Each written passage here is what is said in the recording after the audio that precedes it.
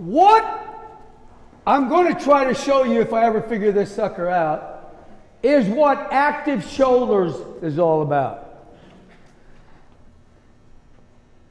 2005, I did my first cert for Coach Glassman. 2005, the prescribed weight was typically 135 and 95.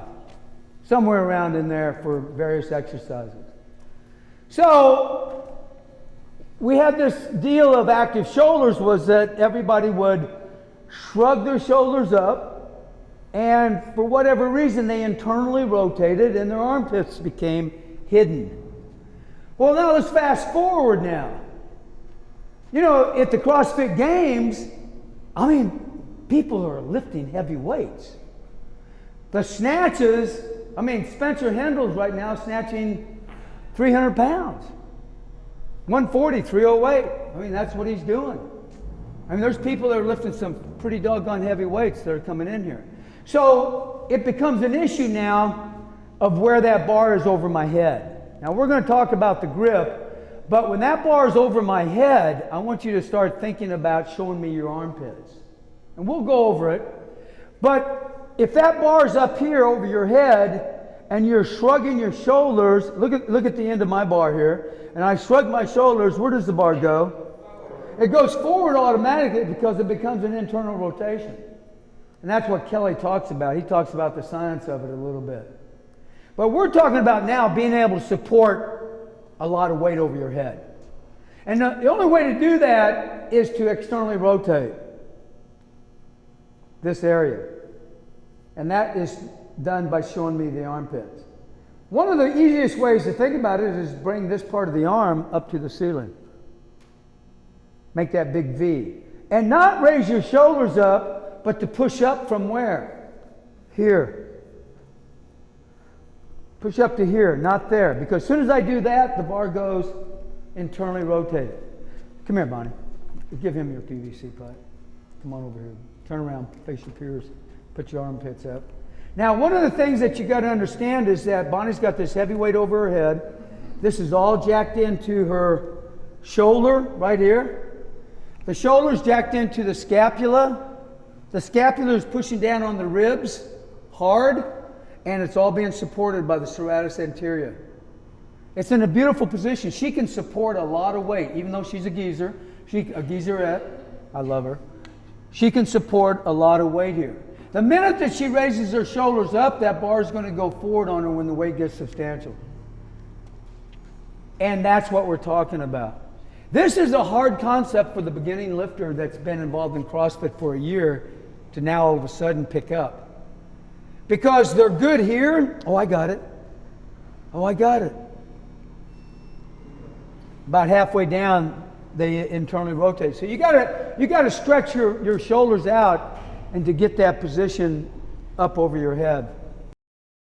Now she's got everything squared away. Everything looks pretty doggone good here. So I'm going to turn sideways on her, and I'm going to use this plumb line, and I'm going to take a look at see where this plumb line is.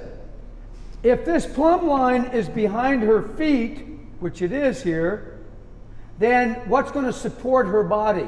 What is the bar going to be supported by her body? No. So now her feet are turned out a little bit. I'm going to ask her to bring that bar forward just a tad. Keep those wrists there. I'm going to take a look at the plumb line, and now the plumb line takes the bar back down to the back of her feet.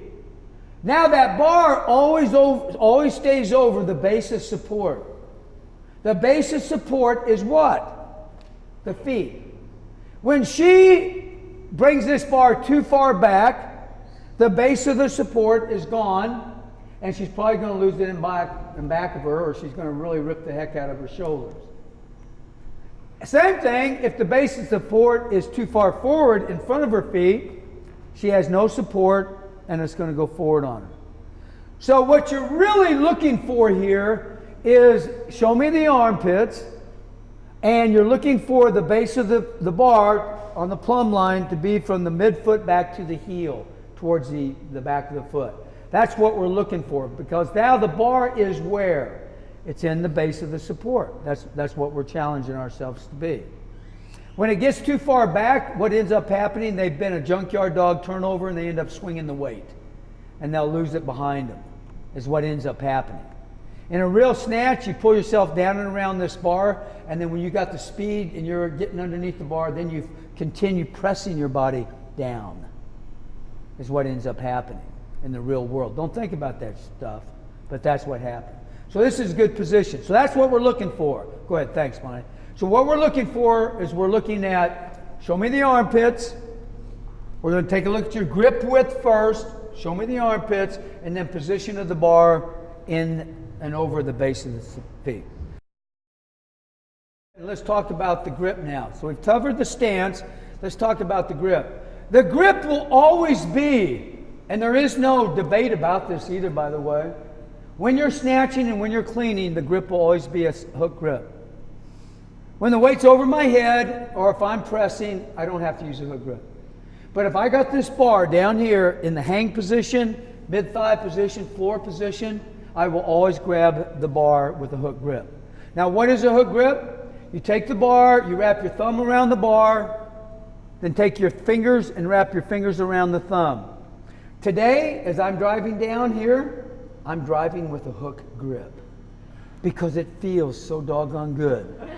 It's a powerful grip. It feels strong. Makes me think, God, even though I'm a geezer, I'm strong. Even though I have a fur-lined deal on. I really do. So, it's sheepskin, by the way. Anyway, it just feels good. Hook grip. So everybody put your hands in a hook grip. Coaches, make sure that they have it. And relax. Okay, now the coaching point here is this. I make such a big issue on that hook grip, rightfully so. 100% of the athletes that participate in the World Championships and the Olympic Games use the hook grip. There's not one athlete that doesn't. Not one. The hook grip is just a matter of getting used to it. I used to give my students a choice. I said, you got to give me 2 weeks on the hook grip, and then after 2 weeks you can decide. Well, that was a mistake because they'd give me a hook grip one day. The next day they wouldn't give me a hook grip. Next day they would, the next day they wouldn't, so they never got used to it. I said, well, that takes care of that. You just have to use it all the time. When you snatch and you pull, you have to use the hook grip. But when it's over your head, you don't have to. So if I take this bar up over my head, I can have a hook grip, or I can't. And when I pull myself down and around this barbell, I'm going underneath it and I'm pulling myself down. That's when I flip my thumb out. So flipping the thumb out, for me, is a choice, but I always flip my thumb out because I felt like I was more aggressive on the turnover. I felt like I could really turn it over faster.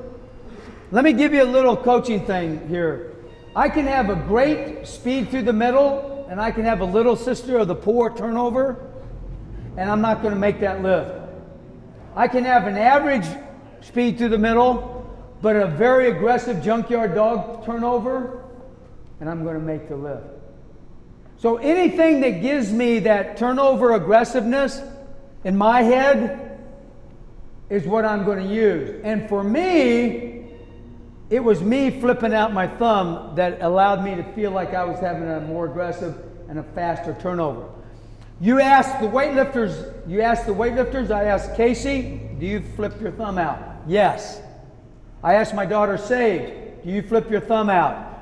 No, I keep it in there. I asked Cheryl Hayworth, 3-time Olympian, do you flip your thumb out? She says, honestly, Coach, I have no idea. It just happens. So you don't want to be a big deal on it, but if you find somebody that is, what I found is if I teach you flipping the thumb out initially, like now, then 50% of you will flip it out, 50% of you won't. But if I didn't teach you, 85% of you would never flip that thumb out. And I want to give you the option of knowing that you can flip that thumb out and it makes for a faster turnover, at least in my brain. Does that make sense? Yes, sir. All right, so let's take a look at the grip again. We all know we're going to use the hook grip. And we know that we want to show the armpits. That's external rotation up here. I call it stacking the bones. That's what it is. It's a cue called stacking the bones. How do I determine the width? Well, we got the hip method. I'm going to add that in there. I like that method. The hip method, the eyeball method, the scarecrow method. The hip method would be the best, I think, in working with large classes and when you have PVC pipe that's not marked. Because that way you're going to keep it the same all the time. So, those three things. So, stance and grip are a critical aspect. Now, one more time, let's put the bar up over our head. And I want to make sure that you have that bar supported. It's over the base of your support over your feet. You're not too far back and you're not too far up. So coaches are going to walk by. You're too far back, so you're tall. So just relax. Show me your armpits. There you go. That looks good. Wrists are flexed. They're not going forward. Good. Good, Gloria. You guys are looking good. That looks really good. Really looks good.